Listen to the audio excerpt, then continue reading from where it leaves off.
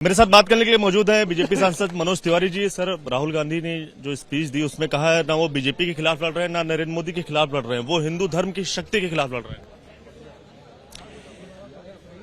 अब बताइए, हिंदू धर्म की शक्ति, सत्य सनातन की शक्ति, उसके खिलाफ अगर आप लड़ रहे हैं राहुल गांधी जी, तो आपका पतन निश्चित है।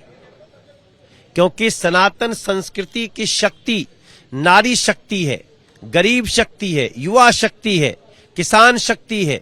अगर इन शक्तियों के खिलाफ आप लड़ करके भारत में खड़े रहना चाहते हैं तो मुझे लगता है भारत के लोग आपको जल्दी ही जवाब देंगे।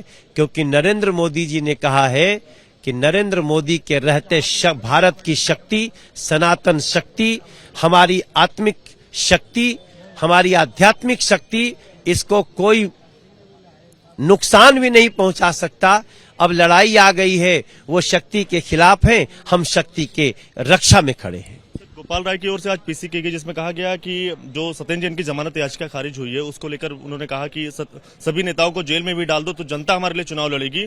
मनीष सिसोदिया जी भले ही जेल में है लेकिन उनकी कमी हमारे लिए जो महसूस होती है वो हम ताकत के तौर पर लेते हैं और लगातार हम काम करते रहेंगे। देखो, पहले वो लोग भाजपा के खिलाफ प्रेस कॉन्फ्रेंस करते थे, आज का उनका प्रेस कॉन्फ्रेंस कोर्ट के खिलाफ है।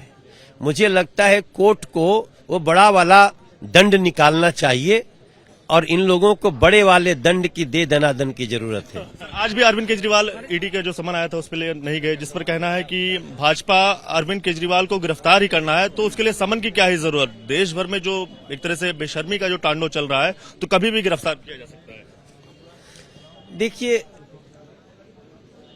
आप अरविंद केजरीवाल की बात कर रहे हैं ना? हाँ, वही उन्हीं का चल रहा है आज का। देखिए, अरविंद केजरीवाल ने पूरी दिल्ली के जन जन को बता दिया है कि मैं भ्रष्टाचारी हूं। अरविंद केजरीवाल के रूप में हमने दिल्ली के लोगों को लूटा है। मुझे लगता है दिल्ली की जनता की राय है कि अब ऐसे भ्रष्टाचारी और अपराधी के साथ सहानुभूति नहीं, कड़ाई से पेश आना चाहिए। सर, आखिरी सवाल, 1984 में जो 2 सीटों के से सफर की शुरुआत हुई थी बीजेपी के, और जब 2019 में नारा था आपकी बार 300 पार, इस बार 400 पार का जो नारा है वो आपको लगता है कैसे पूरा होगा?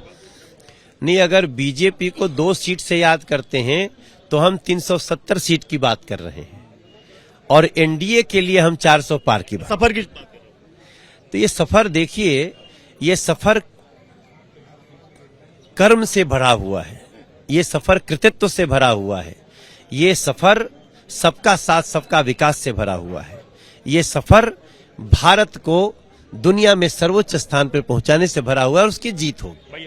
बात करने के लिए तो साफ तौर से जो मनोज तिवारी है उनका ये कहना है कि जो 400 पार का नारा है एनडीए का वो संकल्प के साथ ही पूरा होगा।